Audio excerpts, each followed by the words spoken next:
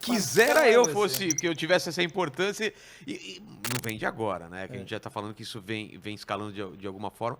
E já teve alguma coisa de governos para tentar te calar? Porque a gente está falando das pessoas. Agora, do governo petista ou do governo do Bolsonaro de falar, ó, tira esse cara, eu quero a cabeça. Você já soube de alguma coisa?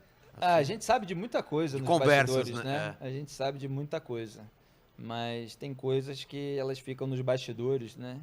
E a gente precisa mostrar como atua o sistema para as pessoas terem dimensão de como as coisas funcionam, né? Outro dia, por exemplo, o ministro da Propaganda, ele foi reagir a um tweet de um sujeito lá, liberal, e ele marcou na resposta do tweet o dono do portal no qual esse sujeito trabalha. Aquilo que o ministro da Propaganda fez, publicamente, para você ver como avançou não é ousadia a palavra, né? É a disfarçatez, tem uma palavra melhor para isso, né? Daqui a pouco a gente lembra. Mas avançou essa sem-vergonhice de tal forma que ele já está fazendo isso publicamente, né?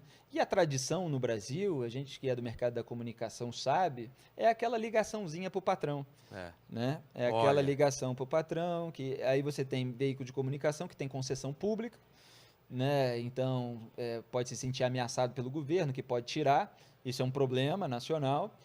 Você tem outros veículos que aceitam receber verba pública e que muitas vezes não querem perder determinada. Aí o governo ameaça. Eu escrevi um artigo sobre esse tipo de funcionamento, né? Como os governos compram apoio de veículos de comunicação. Está disponível aí para quem quiser procurar. Mas você achou alguma saída para isso? Nesse artigo, você indica alguma luz para a gente sair desse... Indico. Acho que vale a pena ler. É melhor ler lá as questões, porque são mais delicadas do que eu falar aqui. Mas eu acho que deveria, tudo que é gasto público, né, deveria ser feito com maior transparência. A gente luta por isso e luta para falar as coisas com a devida liberdade, né? Porque senão fica esse jogo, né? Tipo, eu te dou isso se você não fala mal de mim. Exatamente. E você tem isso em todas as esferas. Então você tem esfera municipal, esfera estadual e esfera federal. Acontece que você tem candidatos, você tem grupos políticos e tal, que são eleitos para mudar tudo isso que está aí e tal, e combatendo, muitas vezes, isso chega no poder e faz igualzinho, às vezes numa dimensão até maior. Tem coisa mais ridícula do que o sujeito posar de vítima da imprensa quando ele está financiando um monte de veículo da comunicação que passam pano para ele. Então, assim, são coisas ridículas, mas que acontecem no Brasil. Você imagina a quantidade de políticos, de parlamentares que já passaram pelo Congresso, que tem uma grande influência, para dizer o mínimo, né? Na sua cidade, no seu reduto eleitoral, quanta gente em cidades pequenas ainda, e grandes também, até em estados inteiros do Brasil, porque são muitos, e muitos ficam isolados daquele centro em que há uma fiscalização maior, quantos desses não detêm ali o monopólio do fluxo de informação? Eles detêm. O sujeito lá não tem a menor ideia da sujeira, a família é dona. Você tem uma dinastia de políticos. Do jornal, da televisão, do rádio. E aí, cara?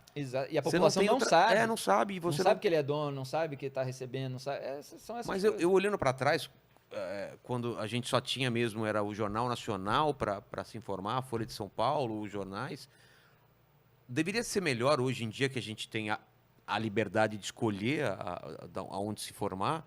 E parece que está cada vez mais difícil isso, porque junto com essa quantidade de veículos bons para se informar, além daqueles antigos quando a gente era mais novo, vem essa enxurrada de gente paga por partidos ou pelo governo para desinformar. E aí se criam também maneiras dissimuladas, né, de financiar.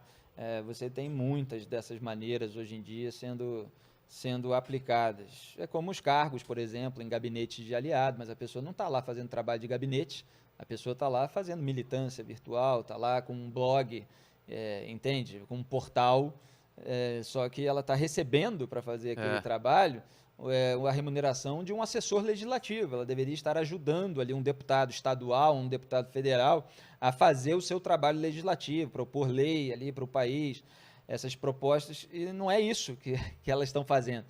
Então, isso tudo é bastante comum. Mídia programática também está sendo usada. É asqueroso, né?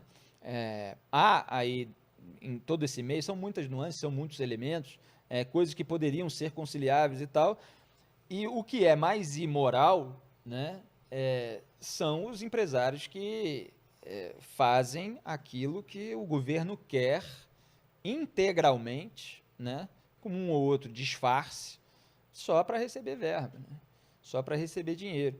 E é lamentável que seja assim, né, e você tem muitos veículos que são de jornalismo, né, que são vendidos como veículos, vendidos assim, é melhor não misturar palavras que estão no mesmo campo aí, que são propagandeados, quer dizer, que as pessoas encaram como um veículo de jornalismo, e é uma agência de publicidade, né? Não se trata de jornalismo. Vender né? opinião é uma e coisa... a agência de publicidade não precisa de diretor, não precisa de jornalista de verdade, só os falsos jornalistas, né? Que são a claque aí para desinformar a população, e dá muito dinheiro, né? Dá muito dinheiro, por isso que muitos vão alterando sua opinião aí conforme os interesses.